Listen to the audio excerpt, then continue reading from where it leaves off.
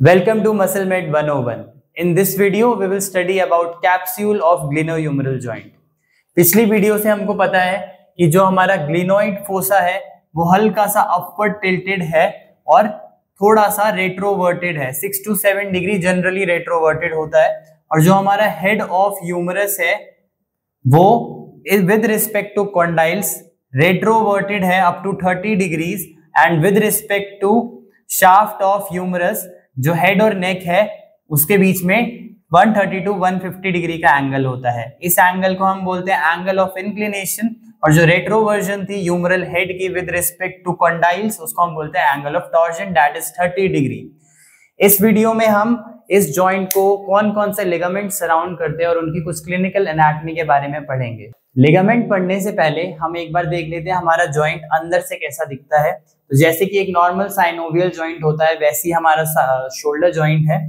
ये जो लाइनिंग है ये आर्टिकुलर कार्टिलेज की लाइनिंग है और ये जो ग्रीन कलर की एक्सटेंशंस दिख रही हैं आपको ये ग्लिनोइड लेब्रम है जो कि हमने पिछली वीडियो में देखी थी। ये एनाटॉमिकल नेक ऑफ ह्यूमरस है, ये लेसर ट्यूबरकल और ग्रेटर ट्यूबरकल है। ठीक है, यहीं पे ही जो हमारी कैप्सूल है वो अटैच होती है और जो नीचे की डायरेक्शन में कैप्सूल है वहां पे लैक्स्ड होती है। ठीक है, और अंदर की साइड कैप्सूल के अंदर साइनोवियल फ्लूइड होता है जो कि कवर्ड होता है साइनोवियल मेम्ब्रेन से। तो ये ग्रीन कलर की साइनोवियल मेम्ब्रेन है, इसके अंदर जॉइंट स्पेस है जहां पे साइनोवियल फ्लूइड भरा हुआ है और नीचे की तरफ जो कैप्सूल है मैंने आपको बताया लैक्स्ड होती है और इसको हम बोलते हैं एक्सिलरी रिसेस या एक्सिलरी पाउच। अब यहाँ पे इसके जस्ट नीचे एक्सिलरी नर्व और पोस्टीरियर सर्कमफ्लेक्स ह्यूमरल आर्टरी होती है। ठीक है, अब यहाँ पे ये स्ट्रक्चर है तो इनकी एक क्लिनिकल एनाटॉमी देख लेते हैं। तो ये जो स्कैपुला है ये हम स्कैपुला का पोस्टीरियर व्यू देख रहे हैं यहाँ पे। तो यहाँ पे अगर मैं मसल अटैचमेंट बनाऊं तो यहाँ से स्टार्ट होती है हमारी टीरीज माइनर जो कि अटैच होती है ग्रेटर ट्यूबरकल पे। ठीक है, उसके नीचे से आती है टीरीज मेजर, ये टीरीज माइनर है। टीरीज मेजर अटैच होती है आगे की साइड को मीडियल लिप ऑफ बिसिपिटल ग्रूव पे। ठीक है, तो ये हो गया हमारा टीरीज मेजर और यहाँ पीछे से आ रही है हमारी ट्राइसेप की मसल। ठीक है, ट्राइसेप का जो लॉन्ग हेड है वो अटैच होता है यहाँ पे जो कि है इंफीरियर ग्लिनोइड ट्यूबरकल। ठीक है, तो यहां से लॉन्ग हेड आता है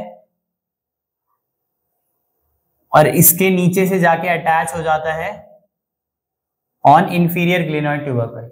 तो ये जो यहाँ पे एक क्वाड्रेंगुलर स्पेस बन रही है ये दोनों स्ट्रक्चर यहां से निकलते हैं। ठीक है, ये दोनों स्ट्रक्चर जब यहां से निकलते हैं और इनकी कंप्रेशन होती है तो उसको हम बोलते हैं क्वाड्रेंगुलर स्पेस सिंड्रोम। तो ये दोनों स्ट्रक्चर की वजह से या तो न्यूरोजेनिक सिम्टम्स आ सकते हैं या फिर इस्कीमिक सिम्टम्स आ सकते हैं। ठीक है, तो अगर एक्सिलरी नर्व कंप्रेस हो रही है तो न्यूरोजेनिक सिम्टम आएंगे और अगर हमारी आर्टरी कंप्रेस हो रही है, इसकी इंजरी हो रही है तो इस्कीमिक सिम्टम्स आएंगे। मेनली न्यूरोजेनिक सिम्टम्स तब आते हैं जब यहाँ पे कोई स्पेस ऑक्यूपाइंग लीजन होता है। ठीक है, इन मसल्स के बीच में कोई ट्यूमर है या फिर यहाँ पे बर्सा की वजह से कोई इन्फ्लेमेशन है तब जाके न्यूरोजेनिक सिम्टम्स आएंगे जिसकी वजह से जो हमारी डेल्टोइड है और टीरीज माइनर है उसकी वीकनेस आपको देखने को मिलेगी क्योंकि एक्सिलरी नर्व उनको सप्लाई करती है और हो सकता है जो डेल्टोइड मसल है उसकी एट्रोफी भी आपको देखने को मिले। दूसरा इस्कीमिक सिम्टम्स आते हैं पीसीएचए की कंप्रेशन की वजह से और ये कंप्रेस होती है रिपीटेटिव ट्रॉमा की वजह से। रिपीटेटिव ट्रॉमा की वजह से इस आर्टरी की इंजरी होती है और ये कॉमन होता है थ्रोइंग एथलीट्स में या फिर उन स्पोर्ट्स में जिसमें भी ओवरहेड मूवमेंट ज्यादा यूज होता है जैसे कि स्विमर्स या फिर थ्रोअर्स। तो जब posterior circumflex humeral artery compress होती है तो हमारे शोल्डर के अराउंड या आर्म के अराउंड पेरेस्थीसिया हो सकता है या फिर जब भी हम आर्म का मूवमेंट ऊपर की साइड करते हैं तो पेन हो सकता है या फिर ये जो क्वाड्रेंगुलर स्पेस है यहाँ पे टेंडरनेस हो सकती है या फिर क्लाउडिकेशन पेन हो सकता है। मतलब ऑन एक्सर्शन या फिर जब थ्रोइंग एथलीट जो है ओवरहेड एक्टिविटी ज्यादा देर तक करते हैं तो इस्कीमिक पेन चालू हो जाता है। तो इस कंडीशन को हम बोलते हैं क्वाड्रेंगुलर स्पेस सिंड्रोम और ये वो स्पेस है जहां से ये दोनों स्ट्रक्चर्स निकल रहे थे। Now let's start with the capsule. जैसे कि मैंने आपको बताया कैप्सूल सुपीरियरली टॉट होती है और रिलेटिवली इंफीरियर और एंटीरियर पोजीशन में लैक्स्ड होती है। पर जब हम आर्म का अबडक्शन और लेटरल रोटेशन करते हैं तो हमारी कैप्सूल पूरी तरीके से टाइट पोजीशन में आ जाती है। इस पोजीशन को हम बोलते हैं क्लोज्ड पैक पोजीशन।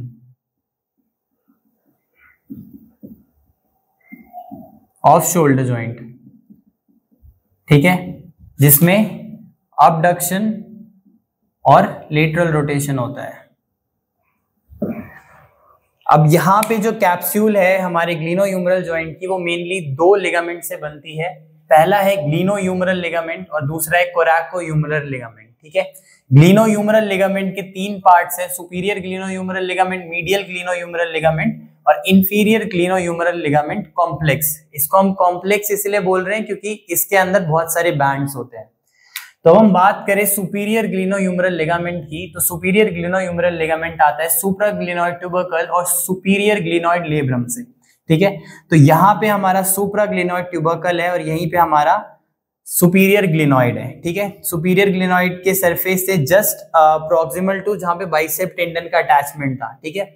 ये हमारा लेटरल व्यू है ग्लिनोइड का। ग्लिनोइड ओवल शेप का होता है, मैंने आपको बताया था।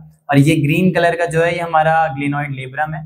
तो ग्लिनोइड लेब्रम के टॉप में हमने देखा था बाइसेप टेंडन का अटैचमेंट है, ठीक है। जस्ट उसके नीचे से आता है हमारा सुपीरियर ग्लिनोह्यूमरल लिगामेंट, ठीक है। तो यहाँ से सुपीरियर ग्लिनोह्यूमरल लिगामेंट आता है और proximal to lesser tubercle attach हो जाता है, ठीक है। सेकेंड लिगामेंट है हमारा मीडियल ग्लिनोह्यूमरल लिगामेंट, जो कि ग्लिनोइड लेब्रम से ही आता है, बिल्कुल एसजीएचएल के नीचे से, और ये जाके अटैच होता है लेसर ट्यूबरकल पे इसके नीचे, ठीक है। और ये थोड़ा सा नीचे की डायरेक्शन में रन करता है, तो इसकी ओरिजिन है यहाँ से और ये थोड़ा नीचे की डायरेक्शन में रन करके यहाँ पे आता है। नेक्स्ट लिगामेंट है इंफीरियर ग्लिनोह्यूमरल लिगामेंट कॉम्प्लेक्स। जैसे कि मैंने आपको बताया, इसको हम कॉम्प्लेक्स इसलिए बोल रहे हैं क्योंकि इसमें अलग अलग बैंड्स हैं। ये आता है इंफीरियर ग्लिनोइड से, जो हमारा ग्लिनोइड लेब्रम है, यहाँ से ये आता है IGHL। और जो लिगामेंट इंफीरियर ग्लिनोह्यूमरल लिगामेंट का बैंड आगे की साइड होता है उसको हम इंटीरियर IGHL बोलते हैं, और एक बैंड पीछे की साइड होता है उसको हम बोलते हैं पोस्टीरियर IGHL। और इन दोनों के बीच में होता है एक्सिलरी पाउच, ठीक है, जहां पे कि जो हमारी कैप्सूल है वो लैक्स्ड है। तो ये भी यहां से आता है और नीचे की डायरेक्शन में रन करता है और अटैच होता है जस्ट बिलो एनाटॉमिकल नेक, ठीक है। तो यहाँ पे ये अटैच होता है, नीचे की डायरेक्शन में रन करता है, और पीछे से भी एक बैंड आ रहा है जिसको हम पोस्टीरियर IGHL बोलते हैं। और ये जो IGHL है नॉर्मल डिपेंडेंट पोजीशन में, जब मेरा आर्म 0 डिग्री अबडक्शन में है, डिपेंडेंट पोजीशन में है, तो इस पोजीशन में ये लिगामेंट लैक्स्ड होता है। और जैसे जैसे हम आर्म का अबडक्शन करते जाते हैं तो ये टॉट होता जाता है। तो जो हमारा सुपीरियर ग्लिनोह्यूमरल लिगामेंट है वो मेनली हमारे शोल्डर को एंटीरियर और इंफीरियर स्टेबिलिटी प्रोवाइड करता है। मतलब हमारे शोल्डर को इंफीरियर जाने से और एंटीरियरली जाने से रोकता है। जो हमारा MGHL है, MGHL जब हम आर्म अबडक्शन करते हैं तो उसमें एंटीरियर डिसलोकेशन को रोकता है, मतलब एंटीरियर स्टेबिलिटी प्रोवाइड करता है। तो 60 डिग्री आर्म अबडक्शन तक जो एंटीरियर स्टेबिलिटी प्रोवाइड हो रही है वो थ्रू MGHL हो रही है, ठीक है। अराउंड 45 डिग्री से IGHL स्टेबिलिटी देना प्रोवाइड कर देता है, ठीक है। ये 45 डिग्री आर्म अबडक्शन है, इसके ऊपर जो भी अबडक्शन होगी, इसमें जो भी स्टेबिलिटी प्रोवाइड होगी हमारे ह्यूमरस को, वो बाय IGHL होगी, ठीक है। IGHL के जो बैंड्स है वो अलग अलग तरीके से स्टेबिलिटी प्रोवाइड करते हैं। उसके लिए मैं आपको स्कैपुला का जो हमने मॉडल बनाया था उस पे आपको बताता हूँ। So this is your arm in dependent position, मतलब नॉर्मली जब हमारा आर्म साइड में हैंग कर रहा है तो ये हमारा स्कैपुला है। अब ये जो स्ट्रक्चर है ये हमने पिछली वीडियो में देखा था, ठीक है। ये आगे जो स्ट्रक्चर है ये हमारा ग्लिनोइड है, ठीक है। ये जो बाहर इसकी एक्सटेंशन आपको दिख रही है ग्लिनोइड लेब्रम है जो इसका सरफेस एरिया बढ़ा रहा है। तो ये जो पार्ट है ये ग्लिनोइड है हमारा, ठीक है। और ये जो बॉल है ये हेड ऑफ ह्यूमरस है। तो यहाँ पे आप देखोगे ये हेड ऑफ ह्यूमरस है और ये नीचे शाफ्ट ऑफ ह्यूमरस है और ये इसके अंदर जाके अटैच्ड है। अब इसी को अगर हम आगे से देखें तो ये कुछ लिगामेंट्स है जो इसके आगे अटैच हो रखे हैं और वही लिगामेंट्स अभी हमने यहाँ पे पढ़े हैं। तो इन लिगामेंट्स के बारे में अभी हम देखते हैं कि किस तरीके से स्टेबिलिटी प्रोवाइड करते हैं। तो ये मैं फिर से इसको डिपेंडेंट पोजीशन में लाता हूँ, ठीक है। यहाँ से मैं आगे लेके आता हूँ। तो ये डिपेंडेंट पोजीशन है। अब मैंने आपको बताया था जो कैप्सूल है वो सुपीरियरली टॉट होती है, ठीक है। तो ये देखो जो सुपीरियरली है, मेरा जो SGHL लिगामेंट है वो बिल्कुल टाइट है, खींच रखा है, लेकिन इंफीरियरली ये लैग्स्ड है, ठीक है। ये एक्सिलरी पाउच है, तो इंफीरियरली ये जो थ्रेड्स आपको दिख रहे हैं ये लैग्स्ड है। नीचे वाली पोजीशन में जो मेरे लिगामेंट्स है वो लैग्स्ड है, और जब मैं अबडक्शन में जा रहा हूँ तो जाके वो टाइट हो रहे हैं, ठीक है। तो अब बात करें हम SGHL की, तो SGHL मैंने आपको बताया था कहाँ से आ रहा है, सुपीरियर ग्लिनॉइड लेब्रम से आ रहा है और अटैच हो रहा है टू प्रॉक्सिमल लेसर ट्यूबरकल, ठीक है। ये जो ग्रीन कलर का है ये लेसर ट्यूबरकल है और ये ग्रेटर ट्यूबरकल है। तो ये ग्रीन कलर का ऊपर से आके proximal to lesser tubercle attach हो जा रहा है। उसके जस्ट नीचे से स्टार्ट हो रहा है हमारा पिंक कलर का थ्रेड जो कि है MGHL, मीडियल ग्लिनोह्यूमरल लिगामेंट, और आके लेसर ट्यूबरकल पे अटैच हो जा रहा है। तो हम अगर इसको देखें, SGHL को देखें, तो ये मेरे हेड को नीचे जाने से रोक रहा है, ठीक है, नीचे ट्रांसलेट होने से रोक रहा है और थोड़ा बहुत आगे ट्रांसलेट होने से रोक रहा है। तो डिपेंडेंट पोजीशन में जो मेरा SGHL है वो मेरे ह्यूमरस हेड को इंफीरियरली जाने से रोकता है। तो इसका मतलब ये एंटीरियर और इंफीरियर स्टेबिलिटी प्रोवाइड करता है मेरे ग्लिनोह्यूमरल जॉइंट को। अब हम बात करें MGHL की, तो MGHL देखो आगे की साइड है। तो जब मेरा आर्म अबडक्शन में जाता है साइड में, तो ये मेरे ह्यूमरल हेड को आगे निकलने से रोकता है, ठीक है, मतलब इंटीरियर स्टेबिलिटी प्रोवाइड करता है। पर मेन ये मॉडल मैंने बनाया था आपको इंफीरियर ग्लिनोह्यूमरल जॉइंट की जो कैप्सूल है ये पूरी की पूरी, सॉरी कॉम्प्लेक्स है ये जो पूरा का पूरा, इसको समझाने के लिए, ठीक है। तो अब ये जो दो ऊपर के दो लिगामेंट्स हम देख चुके हैं जो कि अटैच कर रहे हैं ग्रीन और पिंक कलर का। अब उसके बाद नीचे आता है ये व्हाइट कलर का लिगामेंट, ठीक है। तो ये है इंटीरियर IGHL का बैंड, फिर ये है इंफीरियर IGHL का बैंड, और ये है पोस्टीरियर IGHL का बैंड। इस तीनों को मिला के हम बोलते हैं IGHL कॉम्प्लेक्स, ठीक है। नॉर्मल डिपेंडेंट पोजीशन में ये तीनों के तीनों ही लैग्स पड़े हुए हैं, ढीले हैं। जैसे ही मैं आर्म का अबडक्शन कर रहा हूं, आप ये देखोगे कि जो मेरा इंफीरियर बैंड है वो पूरी तरीके से स्ट्रेच हो चुका है, ठीक है। तो जब मैं आर्म अबडक्शन करता हूं तो जो इंफीरियर स्टेबिलिटी है, मेरे हेड को नीचे जाने से कौन रोक रहा है, ये IGHL का इंफीरियर जो कैप्सूल है वो, ठीक है। तो जैसे ही मैं नीचे जाने की कोशिश कर रहा हूं, मेरा ये जो हेड है वो नीचे नहीं जा पा रहा है क्योंकि ये अटक जा रहा है IGHL पे, ठीक है। अब अगर मैं यहीं पे ही लेटरल रोटेशन ऐड कर दूं, ठीक है, इसके साथ साथ लेटरल रोटेशन ऐड करूं, तो आप ये देखोगे कि ये जो व्हाइट वाला बैंड है ये स्ट्रेच होके स्टेबिलिटी प्रोवाइड कर रहा है। ये मेरे हेड को एंटीरियरली और इंफीरियरली जाने से रोक रहा है जब मेरा हाथ अबडक्शन में और मैं एक्सटर्नल रोटेशन, अबडक्शन के साथ साथ एक्सटर्नल रोटेशन जब भी करने की कोशिश कर रहा हूं, तो व्हाइट वाला जो थ्रेड है वो देखो खिंच जा रहा है आगे, फैन हो जा रहा है आगे की तरफ को, और इंफीरियर जो लिगामेंट है उसके साथ साथ मेरे हेड को नीचे जाने से और आगे जाने से रोक रहा है। अब यहीं पे अगर मैं अबडक्शन के साथ साथ मीडियल रोटेशन करूं, ठीक है, इंटरनल रोटेशन करूं, अंदर की साइड को रोटेशन करूं, तो ये अबडक्शन के साथ साथ जैसे ही मैं इंटरनल रोटेशन करने की कोशिश कर रहा हूं, तो ये जो मेरा रेड कलर का बैंड है जो कि पोस्टीरियर IGHL है वो खिंच जा रहा है, ठीक है।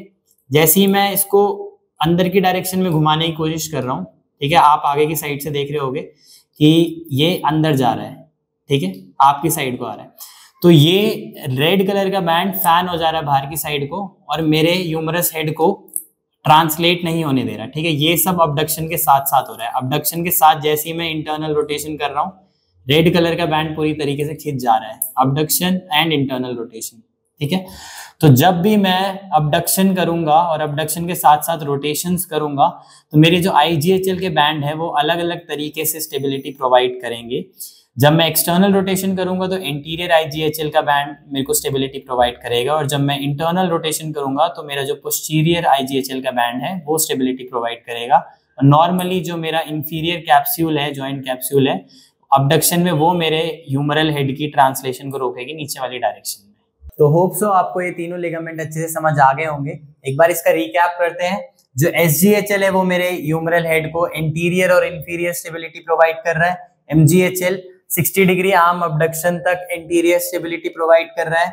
IGHL कॉम्प्लेक्स जब हमारा हाथ 45 डिग्री अबडक्शन से ऊपर चला जाता है तो मेरे ह्यूमरल हेड को नीचे ट्रांसलेट होने से रोकता है, और इसके अलग अलग बैंड हमारी अलग अलग रोटेशंस में अलग अलग तरीके से हेल्प करते हैं। अब यहाँ पे हमने देखा कि जो GH जॉइंट कैप्सूल है उसमें GHL के अलावा, ग्लिनोह्यूमरल लिगामेंट्स के अलावा एक और मेन लिगामेंट है जो कि कोरैकोह्यूमरल लिगामेंट, ठीक है। जो कि बहुत ज्यादा इंपॉर्टेंट है क्लिनोह्यूमरल जॉइंट की स्टेबिलिटी प्रोवाइड करने में। तो ये स्टार्ट होता है बेस ऑफ कोराकोइड प्रोसेस से और अटैच हो जाता है हमारा ग्रेटर ट्यूबरकल और लेसर ट्यूबरकल पे। तो ये है हमारा कोराकोइड प्रोसेस, ठीक है। इसके बेस से ये स्टार्ट होता है और फिर मैंने आपको बताया कि ये GT और LT दोनों पे अटैच होता है, ठीक है। तो यहाँ पे ये GT और LT पे तो अटैच हो ही रहा है, इसके साथ साथ यहाँ पे कुछ मसल्स है उनके साथ भी ये मर्ज हो जा रहा है, ठीक है। तो हमारा ग्रेटर ट्यूबरकल है, यहाँ पीछे से हमारी आ रही है सुप्रास्पिनेटस, ठीक है। सुप्रास्पिनेटस आके GT पे अटैच हो रही है और यहाँ LT पे अटैच हो रही है मेरी सबस्कैपुलरिस, ठीक है। तो ये जो पूरा इंटीरियर पार्ट है ये सबस्कैपुलरिस यहाँ पे अटैच हो रही है। तो जो मेरा CHL है, कोराकोह्यूमरल लिगामेंट है, वो यहाँ पे आके डिवाइड हो जाता है दो बैंड्स में। एक बैंड अटैच होता है GT पे और कुछ फाइबर्स मर्ज हो जाते हैं सुप्रास्पिनेटस के टेंडन पे, ठीक है। और इसी तरीके से जो एक बैंड नीचे जाता है वो अटैच हो जाता है मेरे LT पे और कुछ फाइबर मर्ज हो जाते हैं सबस्कैपुलरिस पे। तो CHL स्टार्ट होता है बेस ऑफ कोराकोइड प्रोसेस से और अटैच होता है GT और LT पे। उसके साथ साथ जो GT पे अटैच हो रहा है उसके कुछ फाइबर मर्ज हो रहे हैं सुप्रास्पिनेटस के टेंडन पे, ये सुप्रास्पिनेटस है और ये मेरा सबस्कैपुलरिस है और कुछ फाइबर इसके मर्ज हो रहे हैं सबस्कैपुलरिस पे, ठीक है। और ये भी सुपीरियर GHL के साथ मिलकर एंटीरियर और इंफीरियर स्टेबिलिटी प्रोवाइड करता है। अब यहाँ पे एक इंपॉर्टेंट स्ट्रक्चर आता है जिसको हम बोलते हैं रोटेटर इंटरवल कैप्सूल, ठीक है। तो इसको मैं थोड़ा अच्छे से बना देता हूँ। ये जो मेरा सुप्रास्पिनेटस है ये पूरा एरिया कवर करेगा ऐसे करके, ठीक है। और जो मेरा CHL है वो इसके थोड़ा सा ऊपर की साइड होता है। अब ये जो ट्राइंगल यहाँ पे बन रहा है जिसका बेस बना रहा है कोराकोइड प्रोसेस, जिसका ऊपर का जो साइड है वो बना रहा है हमारा सुप्रास्पिनेटस मसल और नीचे वाली जो साइड है वो बना रही है हमारी सबस्कैपुलरिस मसल, ठीक है। इसके बीच में कुछ स्ट्रक्चर्स आ रहे हैं जैसे कि आपने देखा, एक तो है सुपीरियर GHL, ठीक है। ये जो सबस्कैपुलरिस है ये भी पूरा एरिया कवर कर रही है ऐसे करके, ठीक है। ये ट्राइंगल है, तो ये जो ट्राइंगल है इस ट्राइंगल के अंदर आ रहा है हमारा सुपीरियर जॉइंट कैप्सूल और उस सुपीरियर जॉइंट कैप्सूल के अंदर है हमारा SGHL और CHL, ठीक है। ये दोनों लिगामेंट्स हैं यहाँ पे। तो इस ट्राइंगल को हम बोलते हैं रोटेटर इंटरवल कैप्सूल, जो कि एक बहुत इंपॉर्टेंट स्ट्रक्चर है, ठीक है, जो कि नंबर 1 स्टैटिक स्टेबिलिटी प्रोवाइड करता है जब हमारा आर्म डिपेंडेंट पोजीशन में होता है। दूसरी चीज इंटीरियर और इंफीरियर इंस्टेबिलिटी प्रोवाइड करता है जो कि मैंने आपको बताया। और तीसरी चीज जब हमारा आर्म अडक्शन में और एक्सटर्नल रोटेशन में जाता है तब स्टेबिलिटी प्रोवाइड करता है, मेनली CHL, ठीक है। तो RIC के अंदर आता है हमारा SGHL और CHL जो कि मिलके स्टैटिक स्टेबिलिटी प्रोवाइड करते हैं जब हमारा आर्म डिपेंडेंट पोजीशन में होता है। इंटीरियर और इंफीरियर स्टेबिलिटी प्रोवाइड करते हैं और जब हमारा आर्म अडक्शन और एक्सटर्नल रोटेशन में जाता है तब स्टेबिलिटी प्रोवाइड करते हैं। तो RIC बहुत ही इंपॉर्टेंट स्ट्रक्चर है स्टेबिलिटी के लिए। ये जो स्टैटिक स्टेबिलिटी है हम नेक्स्ट वीडियो में पढ़ेंगे कि किस तरीके से ये स्ट्रक्चर स्टैटिक स्टेबिलिटी प्रोवाइड करते हैं। अब लास्ट में कुछ बर्सा के बारे में बात कर लेते हैं जो हमारे शोल्डर जॉइंट के अराउंड है। तो सबसे पहले हम देखते हैं सब एक्रोमियल बर्सा जो कि कॉमन बर्सा है, ठीक है, जिसकी इन्फ्लेमेशन आपने देखी होगी। तो यहाँ पे जो सब एक्रोमियल बर्सा और सब डेल्टोइड बर्सा है ये बहुत ही बड़े बड़े बर्सा हैं जो कि पूरा ऊपर का पार्ट कवर कर रहे हैं। जस्ट एक्रोमियन के नीचे ये हमारा एक्रोमियन प्रोसेस है, यहाँ पे सब एक्रोमियल बर्सा है और इसी के साइड में सब डेल्टोइड बर्सा है। मोस्ट ऑफ द लोगों में ये जो दोनों बर्सा है ये आपस में कम्युनिकेट करते हैं और एक ही बर्सा बनाते हैं जिसको हम बोलते हैं सब एक्रोमियो सब डेल्टोइड बर्सा, ठीक है। तो ये पूरा का पूरा एक बर्सा होता है जिसको हम बोलते हैं सब एक्रोमियो सब डेल्टोइड बर्सा, ठीक है। और इसकी इन्फ्लेमेशन अगर होती है तो उसको हम सब एक्रोमियल बर्साइटिस बोलते हैं। इसके बारे में हम अलग से एक वीडियो बनाएंगे। नेक्स्ट बर्सा है सब कोराकोइड बर्सा, ठीक है। ये जो कोराकोइड प्रोसेस है जस्ट इसके नीचे एक बर्सा होता है और ये हमारा ये जो कैप्सूल है ये कैप्सूल है यहाँ पे और इसके यहाँ पे मैंने आपको बताया था सब स्कैपुलरिस मसल है, ठीक है। तो जस्ट सबस्कैपुलरिस मसल के ऊपर होता है ये वाला बर्सा और कोराकोइड प्रोसेस के नीचे होता है। तीसरा बर्सा है subscapular bursa. Subscapular bursa subscapularis के नीचे वाली साइड को है, ठीक है, यहां पे, और इसको हम सबस्कैपुलरिस रिसेस भी बोलते हैं। रिसेस इसलिए बोलते हैं क्योंकि ये एसजीएचएल और आईजीएचएल के बीच में एक रिसेस बना रहा है, बीच में इनको ज्वाइन कर रहा है, ठीक है, और ये कम्युनिकेट करता है इनर जॉइंट से और सबस्कैपुलरिस मसल को, ठीक है।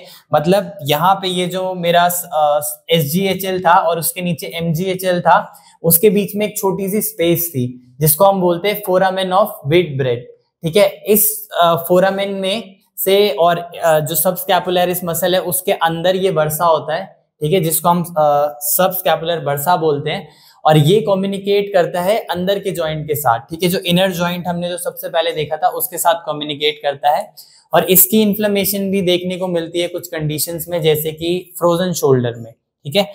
और लास्ट बर्सा है कोराकोब्रेकियल बर्सा। तो कोराकोब्रेकियल बर्सा होता है सबस्कैपुलरिस मसल के ऊपर, ठीक है। यहां से हमारी कोराकोब्रेकियालिस मसल जाती है नीचे की डायरेक्शन में, तो कोराकोब्रेकियालिस और सबस्कैपुलरिस के बीच में ये बर्सा होता है, ठीक है। तो मेनली यहाँ पे अब सबस्कैपुलरिस बर्सा के बारे में मैंने आपको बताया कि ये फ्रोजन शोल्डर में इन्फ्लेम देखने को मिलता है। एमआरआई में इसकी जो इंटेंसिटी है वो ब्राइट देखने को मिल सकती है। इसके साथ साथ फ्रोजन शोल्डर में ये जो सीएचएल है, कोरैकोह्यूमरल लिगामेंट, ये भी थिक हो जाता है, और जो सुपीरियर जॉइंट कैप्सूल है वो भी मेनली थिक देखने को आपको मिलती है। जो नीचे एक्सिलरी रिसेस है, यहाँ पे भी इन्फ्लेमेशन आपको देखने को मिलती है। तो ये थी कैप्सूल ग्लिनोह्यूमरल जॉइंट की, और बीच बीच में कुछ क्लिनिकल एनाटॉमी मैंने आपको बताई थी। नेक्स्ट वीडियो में हम ये जो ग्लिनोह्यूमरल जॉइंट है इसको कंक्लूड करेंगे, और मेन बायोमैकेनिकल कंपोनेंट्स है इस जॉइंट के, उसके बारे में बात